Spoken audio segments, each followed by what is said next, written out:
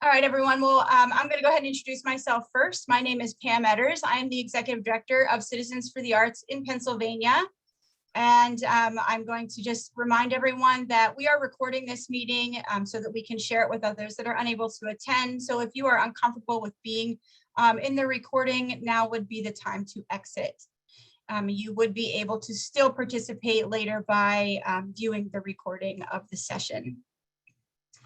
I want to welcome you guys today to the webinar for the ARPA funding, the $15 million that had been approved through the budget discussions last July. And we are very happy to have Ryan Emerson with us today, who is with the Department of Community and Economic Development. And I'll reintroduce him a little bit later when I turn the reins over to him.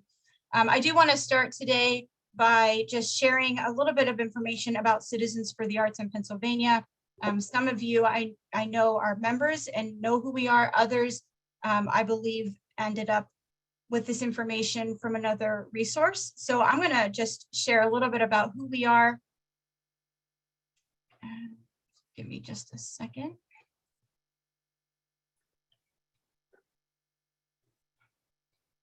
Okay, can everybody see my screen okay? I'm not sure if it started to share or not. Oh, can only see you. It's sharing now. Okay. It's starting to share now. All right. Okay, so Citizens for the Arts in Pennsylvania is the statewide arts advocacy organization. We are really the ones that are on the ground fighting for equitable funding for the arts and culture sector in Harrisburg, and also on the federal level. We are the federal captain as well. Today, you are here for the ARPA grant webinar. If that is not what you're expecting, then you are in the wrong webinar. So what does Citizens for the Arts in PA do? Well, as I mentioned, we are the statewide advocacy organization. We organize the arts community to challenge the Commonwealth of Pennsylvania legislator to support funding and legislation that will bolster the arts and culture sector. Our mission is to ensure the practice of, access to, and appreciation of arts and culture for all citizens in the Commonwealth of Pennsylvania. We do this through advocacy and policy development. We work directly with the elected officials. And in fact, part of the reason we're able to host the webinar today is that we were actively involved in working with some folks responsible for generating the guidelines, and we were working to try to make sure that there would be some equitable distribution of these funds as well. And we are excited to be able to share that stuff with you today. All right, so we do a lot of work with the Arts and Culture Caucus. Some of what we do with them is we listen to things that you guys share with us, and then we share those needs and concerns back to the caucus members. We do make support requests directly to not only the caucus members, but also to the legislature as a whole. We also like to share positive impact stories. A lot of times they like to hear those impact stories, not just us asking for funding. And we also provide economic impact data so that they can see the positive return on investment for arts and culture sector. We also help identify topics of importance. We connect them with presenters, and we arrange opportunities for sector professionals to speak at the caucus. So if that is something that any of you would ever be interested in doing, please feel free to reach out to Citizens for the Arts and let us know that you're interested in participating in an upcoming Arts and Culture Caucus meeting. I will tell you those will not begin again until the spring, just because of all the changeover in Harrisburg right now. We really do try to build partnerships for stronger advocacy. What that really means is that we need all of you. We really need a strong network of people to be active participants in our advocacy efforts. That can include being part of our in-person work. It could include just actively corresponding with your local state and federal legislators on a regular basis about your immediate concerns. And we do offer advocacy information for local, state, and federal levels. On the local level, we do know that in the past there have been some missed opportunities. When the CARES Act funding came out, many counties had extra funds that they didn't know what to do with. And when a survey was done, only a handful of counties actually supported the arts with CARES Act funding. And when the ones that did not were asked why, most of them said it was because they were not asked.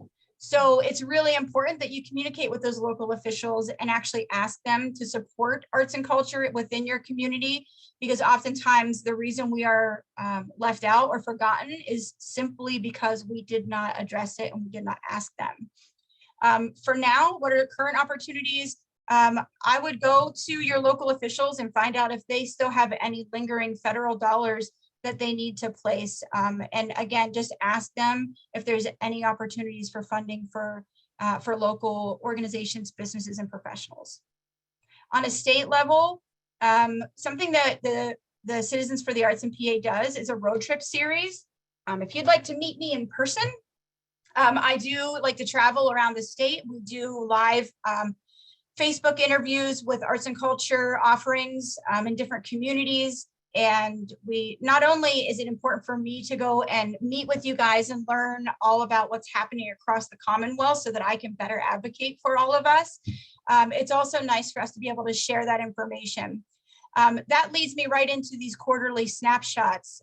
We are really hoping to start creating quarterly snapshots of different regional groups around the state. If you're familiar with the Council on the Arts, the Partners in the Arts program, where they have 14 partner regions, our goal is to be able to create 14 different snapshots so that we can share with the legislators truly relevant information, not just statewide information, but information that is relevant directly to their constituent base within their region.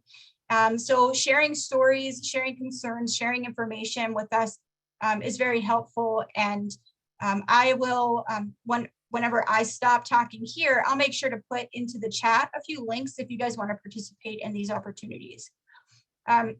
We also do look to increase the PCA funding for grants to the arts through the state budget. And that usually is done through our efforts for PA Arts Advocacy Day, which will happen in May of 2023. It happens in May consistently every year. The exact date in May is dependent on when they are in sessions. And then of course, we always say advocacy is every day. So anytime you have something that you want to share with the state official, we recommend doing it. If you're having an upcoming event, invite them, give them tickets, find ways to include them in all the things that you're doing in your community so they can see firsthand the positive impacts that you are all making on your community. We are also the Federal Arts Advocacy Captain. In 2023, the National Arts Action Summit is expected to take place in March. And they've done it virtually, but I do believe they're looking to come back to in-person again. I would work with you to arrange meetings with your federal officials. And we really work to promote federal legislation and funding for the National Endowment for the Arts and anything that would possibly trickle down for regional and statewide funding as well. It's also just a great opportunity to connect with your officials and network with other artists and arts organization members throughout the country. Lastly, I would be remiss if I didn't throw this up there. Citizens for the Arts really cannot operate without support from all of you, and specifically what we would love is for more people to join. The more members we have, the louder our voice can be. You can join as an individual, you can join as an organization. Either one of these would be very helpful for citizens. So these will take you directly to our website so you can learn a little bit more about how to donate, how to join, and how that makes a difference for us. All right, if you guys have any questions for me, feel free to throw those in the chat. I'll take a look at those later and I'll make sure to respond or to email. For now, I'm gonna stop sharing my screen. All right, and I'm gonna go ahead and introduce our presenter. We are very thrilled to have with us today Ryan Emerson. Ryan serves as the Director of the Grants Office for Business Financing at the Department of Community and Economic Development. He leads a team of economic development analysts who review and evaluate grant applications to make impactful investments of Commonwealth funds to improve Pennsylvania communities and businesses. We are also happy to have Mel Kessler with us, who is sort of a right-hand gal to Ryan, and she's going to go ahead and monitor the chat throughout the conversation. I do want to let you know that we are accepting questions in the chat, but we had a ton of questions asked in the lead-in to our webinar as well. So please be patient throughout. He may answer your question in his presentation. So if you don't get acknowledgement or get the question answered right away, just be patient and we'll work to try to answer those for you. We do have a hard stop of 3 o'clock. So if we get to 3 o'clock and your question wasn't answered, rest assured that we will do our best to make sure we get those answers and then email that information out once we have all that in place.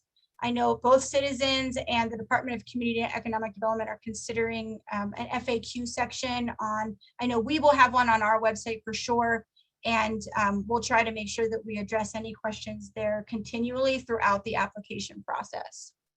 So I'm going to go ahead and turn it over to Ryan. Ryan, thank you so much for being with us today. I'm going to give it to you.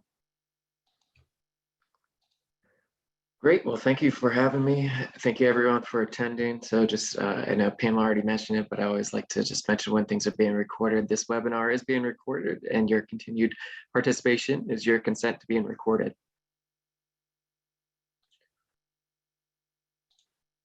So yeah, so as mentioned, my name is Ryan Emerson, and I'm going to share today about our COVID-19 ARPA Pennsylvania Arts and Culture Recovery Program, which is an exciting new program that recently went live just on December 5th. So I'm excited that I could be here to share about the program, tell you a little bit about the program, the application process, and answer some of those common questions that have been coming in already to help you know if you're eligible and how to apply and how the process is going to work.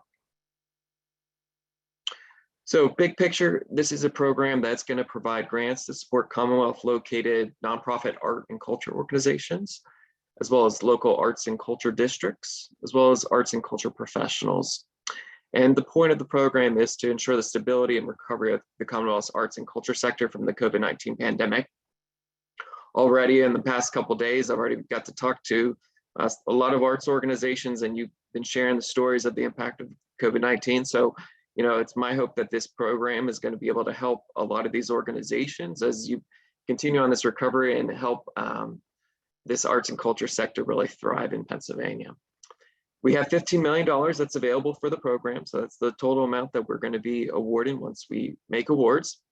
This program is administered by DCED. That stands for the Department of Community and Economic Development. We obviously have lots of acronyms. And we operate this program under the direction of the Commonwealth Financing Authority, or CFA. So those are the two acronyms you might hear me talk about throughout the day. And everything that I'm going to be going over today is available in our guidelines. So our guidelines are available on our website, dced.pa.gov. Easiest thing, when you go there in the upper right-hand corner, there is a search bar, and you can just search for a portion of the name. So you could put arts and culture in there, or the acronym PACR, and that will pull up the program guidelines as well. So again, all this information I'll be going over will be in those guidelines, and make sure you download those, digest them, and understand it. So the program has two main components. So the first component that probably a lot of the organizations on this call are interested in is the Arts and Culture Organization Recovery component. And then we also have a second component that's to help art and culture professionals, and that's the pandemic payments to art and culture professionals. I'll go over both of them just so you understand it, but for the purpose of this call, I'm going to assume that most of you are for the Arts and Culture Organization Recovery component. So for that first category, the Arts and Culture Organization Recovery component, it provides grants to nonprofit arts and culture organizations for three main purposes. So the first one is to help reimburse for lost revenue that was caused as a result of the COVID-19 pandemic. We'll go into a little bit more of the details on how we're going to calculate that for this program in the future. And then the other second category is for funding for operating costs to maintain essential functions, as well as recruit and retain core staff. And then the third is costs related to establishing new programs or marketing. You know, we've heard, you know, you're recovering, and so you might have to do some new programs or marketing to help get people back into the arts and culture sector. So that is the third category for this component. Eligibility is important here when you're looking at this. So in the guidelines, we have certain types of organizations that fall under the eligible arts and culture organizations. It's important that your organization falls in one of these categories to be eligible. So that includes obviously an arts organization,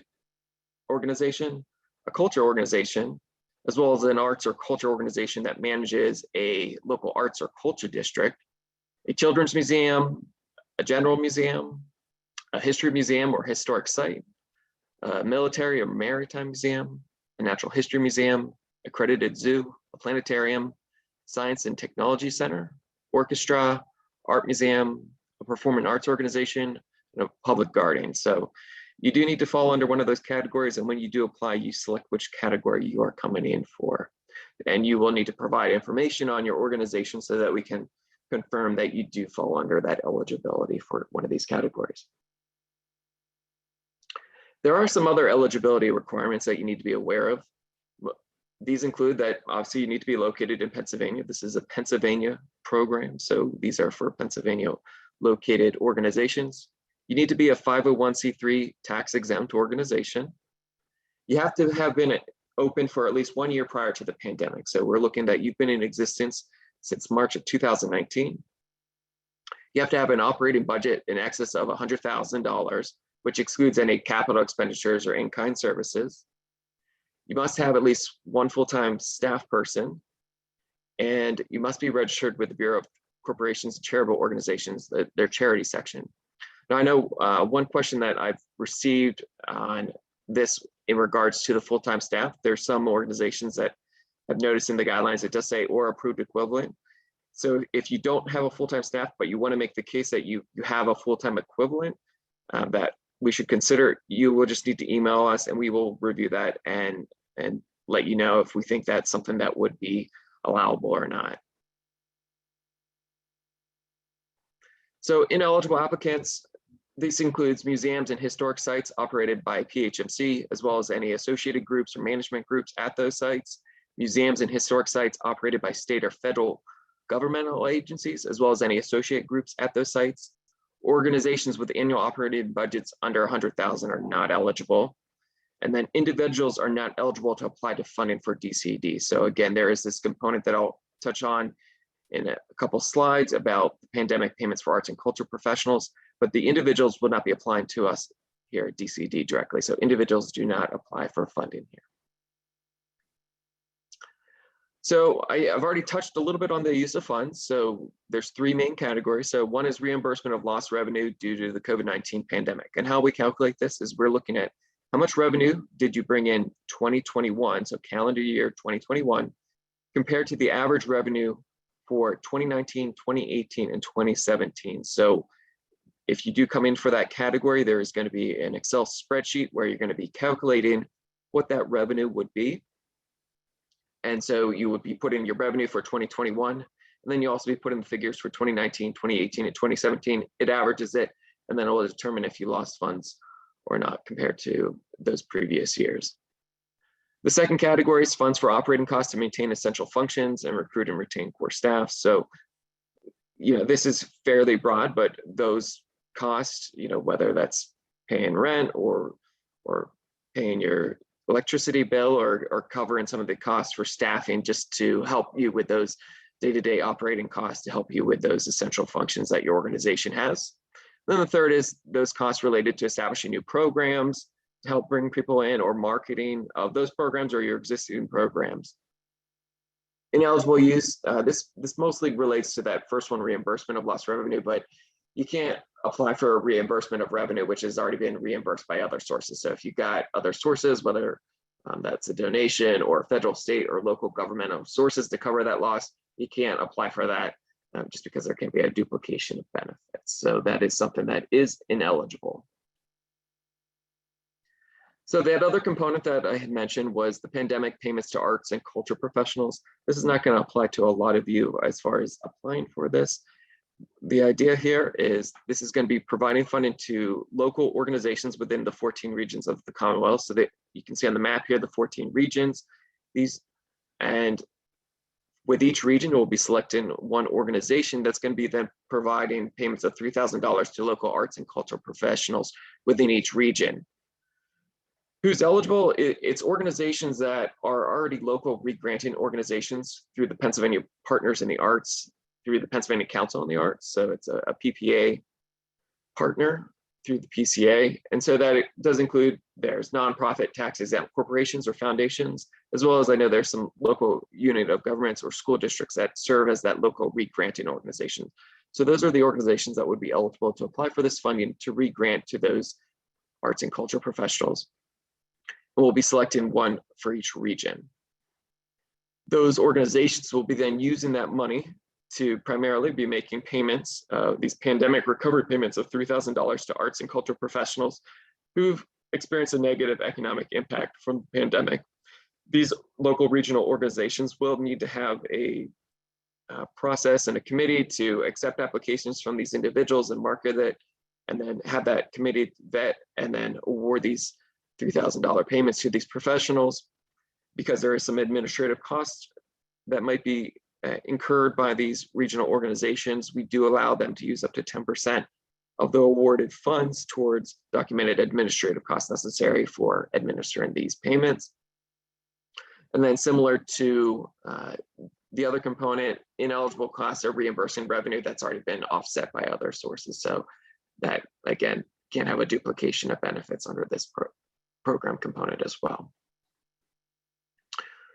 So with the grants, the max grant is $500,000 or 25% of your operating budget, whichever is less. So no more than 25% of your operating budget, up to $500,000. The minimum grant is $25,000 that our board will be doing. If you have an organization, this probably is more applicable on a museum side. There's some museums that have one museum under one larger name. And so in that situation, they have to submit a separate application for each eligible museum. And then if there is an organization, there are a couple arts organizations that would be eligible for both the payments of the recovery component for the arts and culture ones, as well as they'd be applying to be one of those re-granting organizations for the pandemic payments to artists. They would need to submit a separate application for both of those.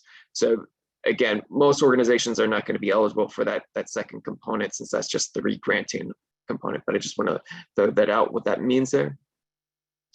And then this is going to be for costs going forward for the majority of these. So as far as time frame of the grant contracts, the start date will be the approval date, and it'll be going forward.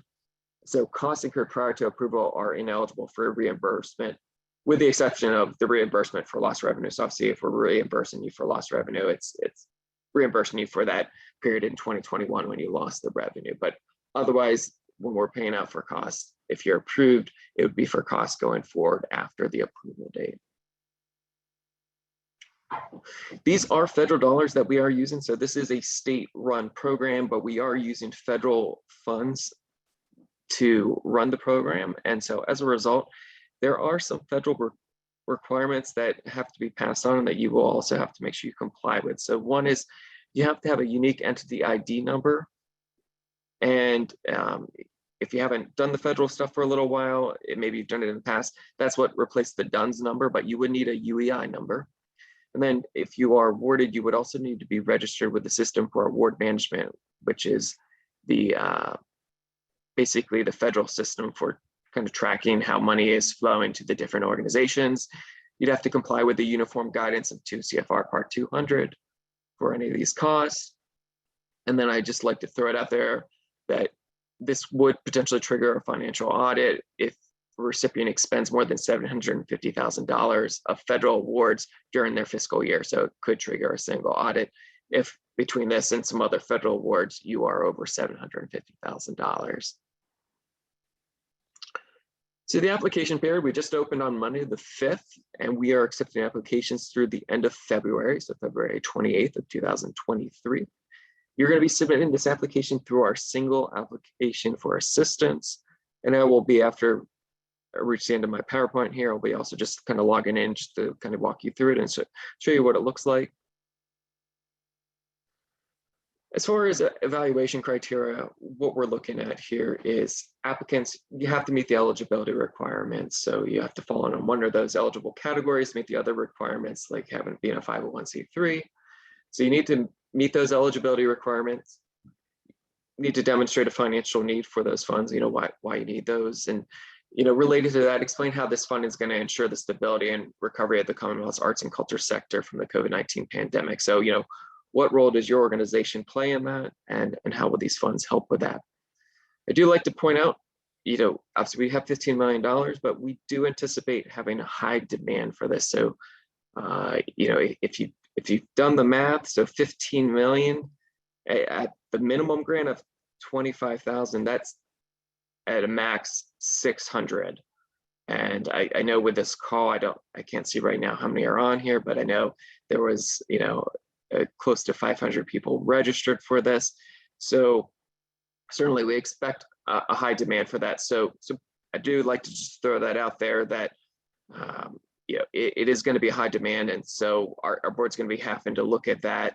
And that means as a result, if we have demand that far exceeds what we have, not every organization will receive funding. So I do like to just point that out there. The deadline is February 28th, 2023. One of the questions that has come up is, is this a first come, first serve, or how is that going to work? It is not a first come, first serve basis. So as those applications come in, we will then, after February, we'll begin reviewing all those applications. So, you can certainly get in your application early, but that doesn't, put you at the front of the line or anything. We're going to be looking at all the applications and reviewing them all. So as they come in, they'll get assigned to an analyst who's going to be reviewing it for eligibility and completeness. So they're going to be looking over, are you an eligible organization? Did you provide that appropriate backup documentation to demonstrate your eligibility? They're going to be looking at completeness. Did you provide all the exhibits? Do they have everything answered? If there is something they need clarified about your organization, if they have a question, they will reach out, but that's just to, again, get some clarification. So make sure you're submitting a complete application and making that case for why you are an eligible organization. So once we've wrapped up all our reviews, all those complete and eligible applications will be presented before the CFA board for consideration and approval. Our board meets every other month. So, people have asked me about time frame. Due to the high demand that we are anticipating for this, right now, I would anticipate potentially these being taken before our board for consideration at our July 2023 board meeting for consideration and approval. So that's the tentative timeline, again, without knowing what our final demand is going to be like for the program and how many applications we have to review. So after the board meeting, once our board has made the final decisions and awards have been made, we will certainly notify those ones that have been selected. We'll prepare a grant contract, and that grant contract will be issued. It will have to go through a process of getting signed and fully executed. And once it's been fully executed, we'll return that to you along with payment request information, as well as a list of the required documentation that needs to be submitted in order for us to pay out the funds for you. So you're going to be submitting the application through our single application for assistance. And when you go to our website, you'll go to the single application for assistance, you're going to log on, and then you'll be creating an application. You'll have to search for this program and select it. And then you'll be filling out our single application for assistance, which is our generic application that we use for all of our programs at DCED. So sometimes when you look at it, people might wonder, what are some of the questions, but they are kind of generic to all of our programs at DCED. But you will see in both the guidelines as well as the application that there are required supplemental exhibits that need to be submitted with your application. Those include organizational information, information on the public benefit of your organization, some documentation about the tax exempt status of your organization. So those are the first three. And then the remaining 4 through 7, that just depends on which category you're coming in for. So you're coming in for reimbursement of lost revenue, you'll just have to provide the documentation associated with number 4, that reimbursement of lost revenue, and you don't have to provide it for the other ones. Or, again, same with, if you're just coming in for number 6, the establishing new programs or marketing, you wouldn't have to provide 4, 5, or 7. It would just be providing the information for number 6. But 1, 2, and 3 would be required for everyone. And so you'll see 1, 2, and 3 has red diamonds next to all the answers, so it won't let you submit it if you don't provide that information. But numbers 4 through 7, they don't have red diamonds, but they're certainly required if that's the category you're coming in for. I know one of the questions that has come in is if you have to pick one of the categories, like 4, 5, or 6, or if you can come in for multiple ones. You can, if you want, come in for multiple ones of 4, 5, or 6. It would be one application, but you'd have to provide the subsequent required documentation for each one of those items. But again, there is no requirement for you to kind of stretch it out under all 3 of them. People have asked if there is a certain category that would be higher over another, if lost revenue is higher than new programs or marketing. That is not the case. So you pick which program category that would work best for your organization and apply for that. If you want to apply for more than one, the combined request between those ones cannot exceed the cap of the 25% of your operating budget. So what I'm going to do is I'm going to stop my PowerPoint right now, and I am going to just walk you through a little bit of our website here, and just so you know where to find things and what to click on. So when you go to our website, if you are on our program page, we have information there, just some brief information here. So if you haven't found the guidelines, you'd be able to click on the guidelines, and it would open up a PDF of those guidelines, as well as there is the apply button. That apply button will take you to our single application for assistance. The other thing I like to just point out, so if you are just on our home site, we do have the search function up here. So if you haven't found those guidelines, that's where you would just in the search bar type in arts and culture or PACR, and that would be able to find you directly to that. The single application for assistance, you can either hit that apply button, we'll take you there, or if you go under programs and funding, there is this button here for single application. You would click that, and that's going to take you here. And that's how you're going to log on to show what you are doing. So let me just quickly pull that up. A second.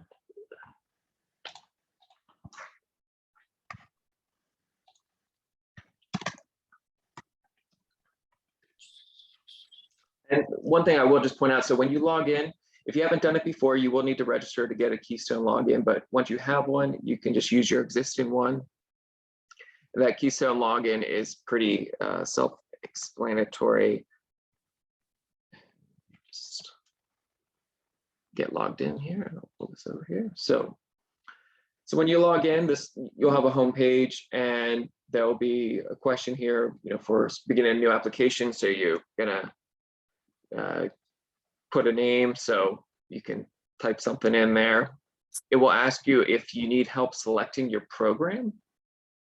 I would say no to that, because you know which program you're doing, so you're going to hit no.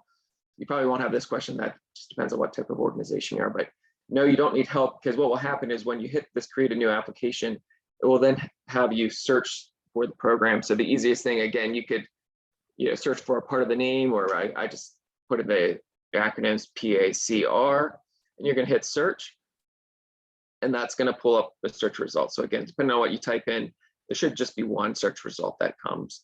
So a little blurb about the program, but again, there will be an apply button here. So you're going to click this apply button. So when you get to this apply button, this is just our pre-addenda question here. This is just where you're going to select which component you're coming in for. So again, the majority of you, I believe, are going to be coming in for this arts and culture recovery component. But if you are one of those re-granting organizations, you are going to be coming in for this pandemic payments to arts and culture professionals. So you'll check that box, and we just have a note again, individuals, they're not going to be applying. So we just have a note reminding individuals not to apply here. You'll hit continue. This is our single application for assistance. Just to navigate, there's different tabs along the top. All those have to be filled out and submitted. And I think it should hopefully be Relatively self-explanatory. Under applicant, you're going to be filling out information about your organization, your name, NAICS code, FEIN. You'll put your UEI number in here. If you have an SAP vendor number with the Commonwealth, you can include that. If you don't have one, that one is not required. And yeah, you'll fill that out. If you fill it out, you can click the continue or just navigate over the top. There'll be a project overview. Again, this is just a really brief one where you put the name of that, and then there is a project site. So this will just pretty much be the location of your organization. So you'll put the project site. If you do have multiple sites, there is an option to do that, but I don't think that would generally be applicable to most of your organizations. The narrative, this is a brief narrative section that we have for our single application. And you can see this one's really brief. It only allows up to 1,000 characters. So just a brief, what are you looking to do with your project here and with the funds? So depending on which category you're in, it could be some briefer answers. Obviously, if you're coming in for lost revenue, it's pretty self-explanatory. But if you're coming in for some of the other categories, it might be a little bit more detailed and some key milestones and dates, but you'll provide that. We then have a budget page where we're going to have a budget here. So we already kind of have the categories here already outlined here for the ones that you can come in for. So if you're coming in for lost revenue, you'll put the amount for lost revenue. If you're coming in for those operating costs, you'll put the operating cost. If you're coming in for the new programs or marketing, you'll put the dollars in for that. And if you're one of those re-granting organizations, these last two would apply for you. So you put how much you're coming in for the artists and then how much you're coming in for the administrative cost.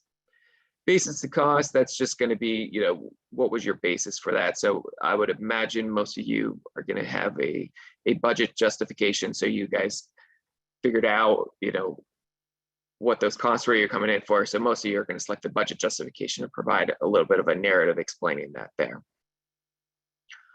So this last one here is the addenda. So this is where all those required exhibits that I mentioned that are in the back of our guidelines, this is where it's going to be submitted. And so these kind of correspond to the numbers that are in the guidelines, and you'll be providing it. So again, number one is organizational information. So you're going to be selecting the category that you are. You'll be providing a description of your organization. So this is where you're going to be describing your organization, what you do, so that we can understand it and make sure that, if you did select, a performance arts organization, we can confirm and feel comfortable that you actually are a performing arts organization. You will also need to provide the mission statement of your organization, just so again, we can understand what your organization is, your website, so we can look at your website, as well as when you were incorporated and began operations. If you have additional information you want to provide about your organization, we have a spot here that you can upload additional information. So, if it doesn't all fit in the type box, or you have some additional information, literature that you want to include for us to review, you can upload that here by selecting choose a file, and you select that file and it will upload. Number two is the public benefit. So this is, again, just information about your organization and the benefit for the public. So number of days it's open to the public, hours open to the public,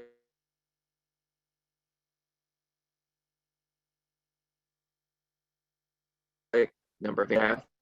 And these are text box because I realize there's going to be some organizations that, it's not just a clean, we're open X number of hours, maybe you have summer hours or winter hours, or if you're a performing arts organization, how many shows you do. So do your best to kind of explain that public benefit and those hours, as well as the visitors that you provide your services to, so we can understand that. But again, we have it as text box so that you can kind of elaborate if it's not a clean answer of exact number of hours each week. And again, there is a spot if there's additional information you want to upload for that one to kind of explain that public benefit, you can certainly provide that information there by uploading a file. Number three is tax exempt documentation. So this is where you're going to be providing information about your organization and how you're tax exempt. So you're going to put the date that you received your tax exemption from the IRS. You're going to confirm that you are registered with the Bureau of Charitable Organizations. You're going to also put that date. going to provide information on your budget. So you'll provide a copy of your budget. You'll provide a letter from the IRS confirming your 501c3 status. Again, evidence that you're registered with the Bureau of Charitable Organizations, and a copy of your latest 990 tax form would be submitted here. So then these next four all depend on which category you are coming in for. So you will see on for all these ones up here, you know, they have red diamonds here. So you need to submit those for every application. Down here, you're not going to see the red diamonds, but again, if you're coming in for that category, make sure you include every single thing that we're requesting for that so we can make sure it is a complete application. So if you are coming in for lost revenue, you're going to, you know, put the amount you're requesting, but you're also going to need to provide us with the figures so that we can do that. So there is an Excel document here that you'll be downloading here. So this Excel document, it's relatively easy. Just put your name in, the project name. And then what you're going to be doing is you'll be just typing in the amount that you have done for your revenue for those calendar years. So for 2021, how much revenue did you bring in? And then for 2019, 2018, and 2017.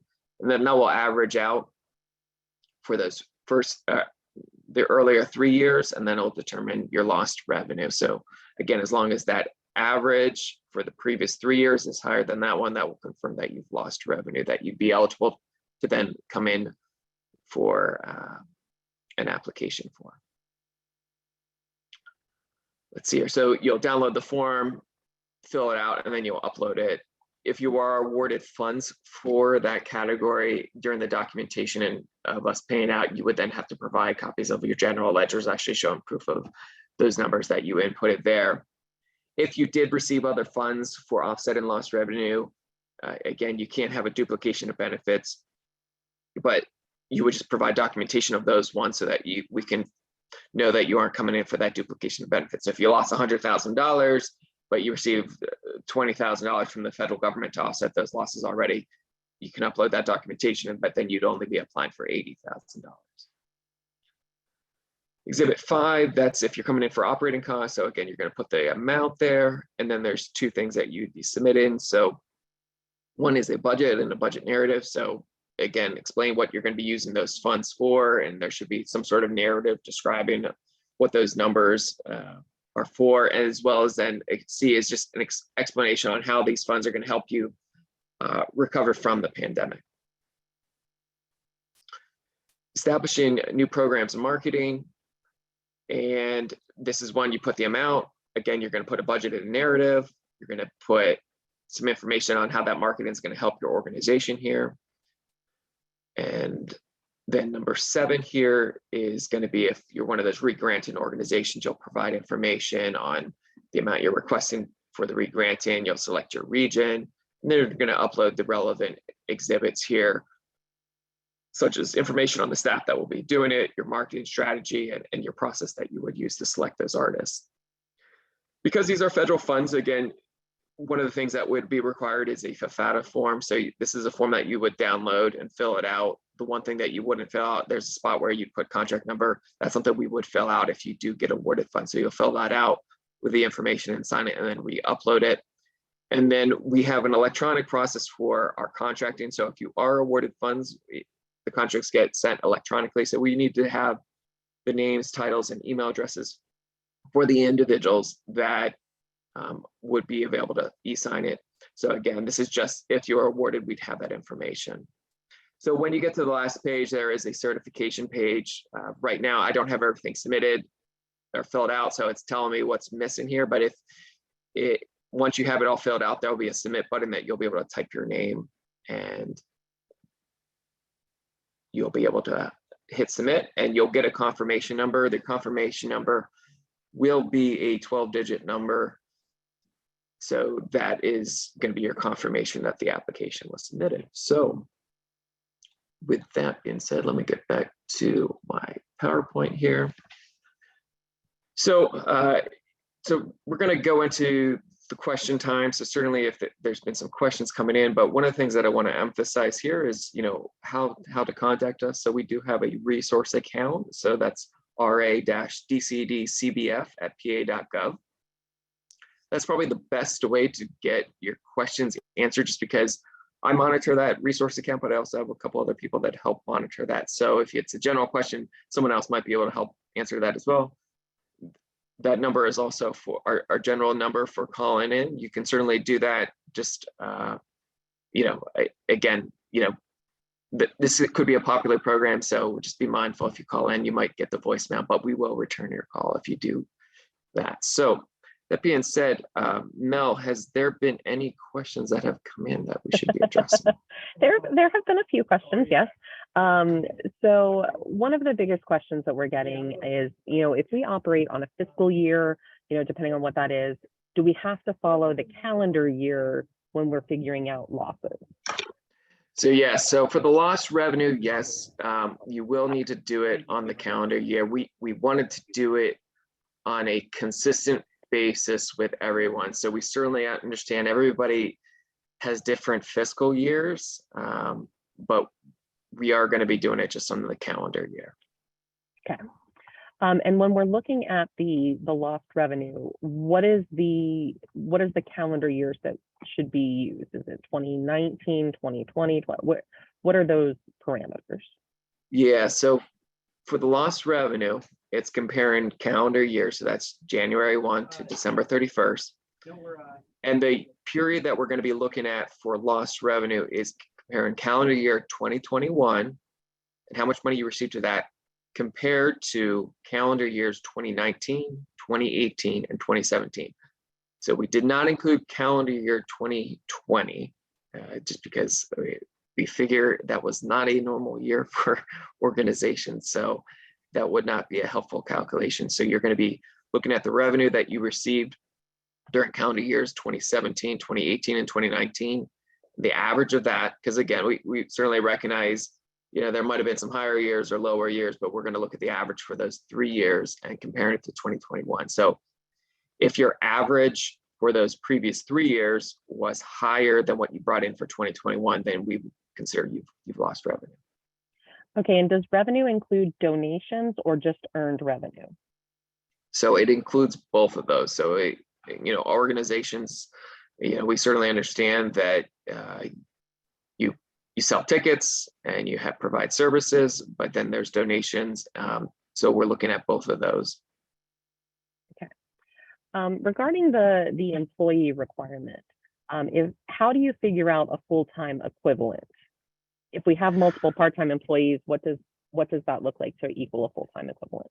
Sure. Yeah. So for each one of those, we'd have to kind of deal with that on a case-by-case basis. So what I would recommend, if you don't have a full-time employee and you want us to consider an equivalent, email our resource account here, and we will then review that. We'll need some information on your organization. We might set up a phone call, and then we can determine if that would be something that would be acceptable or not for the board.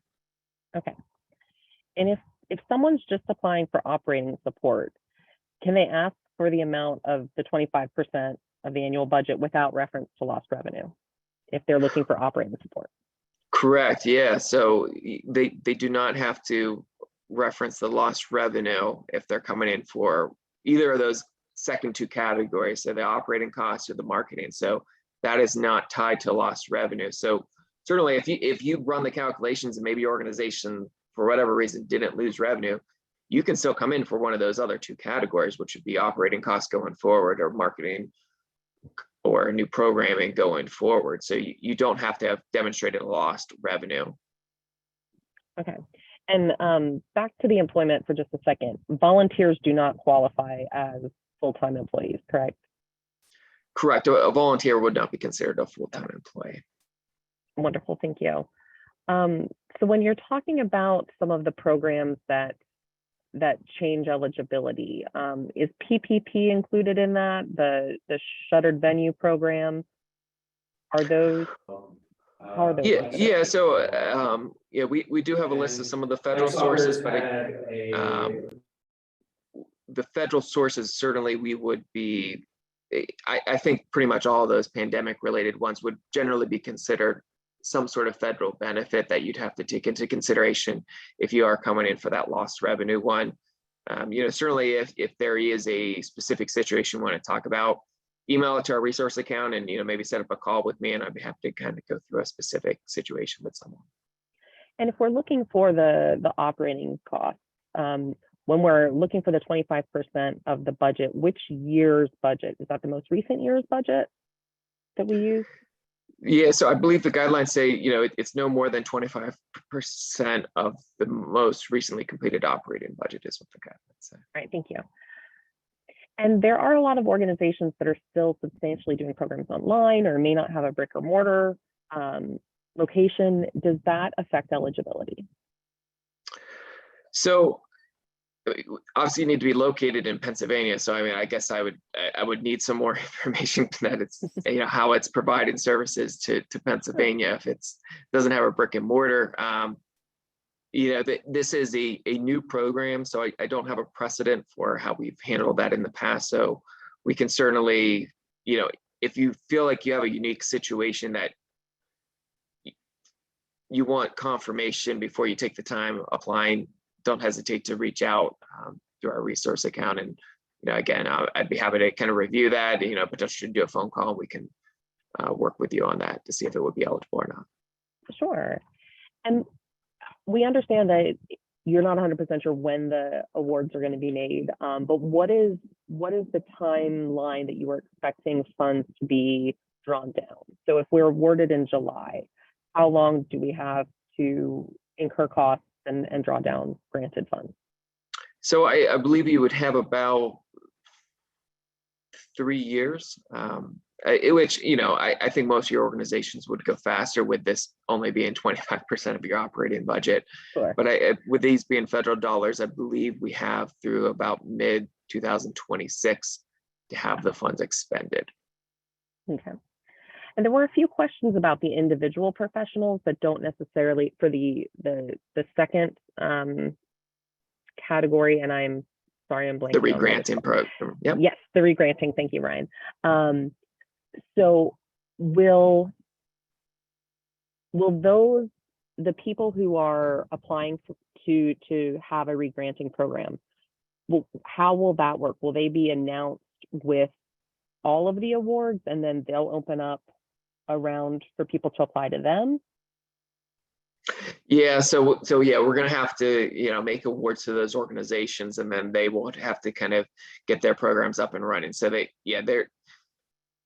obviously have to wait until they find out how much funding they get awarded, and if they're awarded to set up their programs, and then they would set up their local programs for those individual artists and culture professionals. So individual artists who are interested or cultural professionals who are interested could just look when the CFA makes that award, see what organizations got that, and then just kind of touch base with them to see what those processes are going to look like.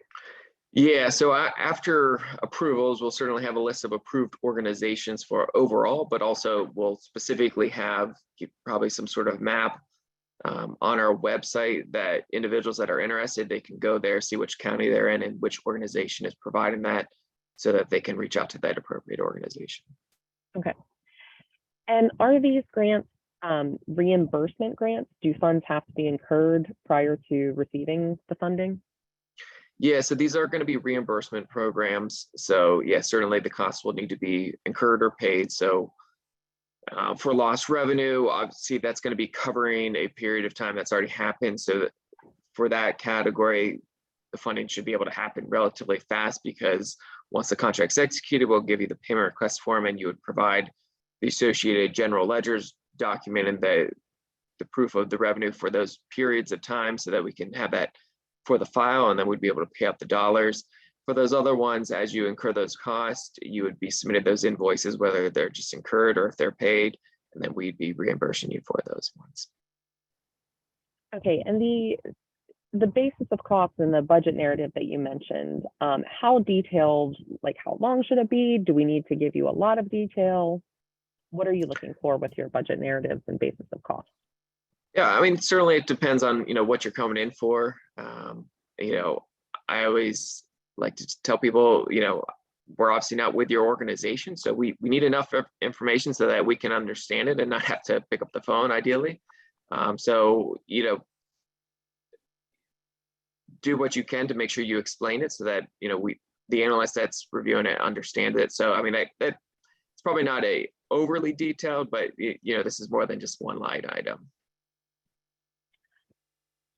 Okay, do you have any advice for those of us operating on a fiscal year to convert to calendar year when we're looking at revenue?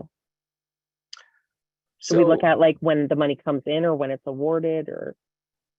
Yeah, I mean, I think you should hopefully be able to kind of run your accounting. I mean, if you're on a cash basis, I mean, you should be able to run your accounting records, hopefully to show what's come in for the calendar year and select each month, whether you run a report for each month and total it up. But most accounting records should be able to demonstrate which revenue was brought in for that period of time. Okay, and obviously in this program, demand is going to outstrip supply. Is there any insight on what strategy is going to be used to spread the money out? Is it going to try to be as many organizations as possible, meaning smaller grants, or to make fewer grants but make them larger? Do you have any idea of how that's going to work? Not exactly yet, just because part of it's going to be seeing how much we are oversubscribed and the types of organizations that apply. I mean, we certainly anticipate being oversubscribed significantly. Historically with our board for a lot of our programs, there sometimes we'll do reduced awards to help spread the money out. So there is a precedent for some other programs doing reduced awards. Okay, and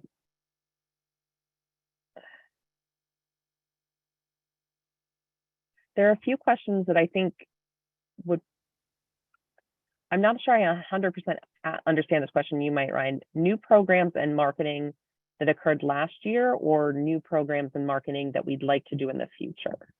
Yeah, so this would be for cost. So under new programs or marketing, again, all these are for costs that are going to be going forward. So you want to develop a new program going forward. So it'd be something that's going to be occurring after, right now, I'd say plan after July of 2023. So if you're coming in for something like that, that's what you'd be coming in for, something new. Okay. And as far as eligibility being a 501c3, so is this not for groups that have fiscal sponsorship through a 501c3, but they have to be a 501c3 themselves? Correct. Yeah, you need to be a 501c3 yourself. And do you have to be registered with the Department of State?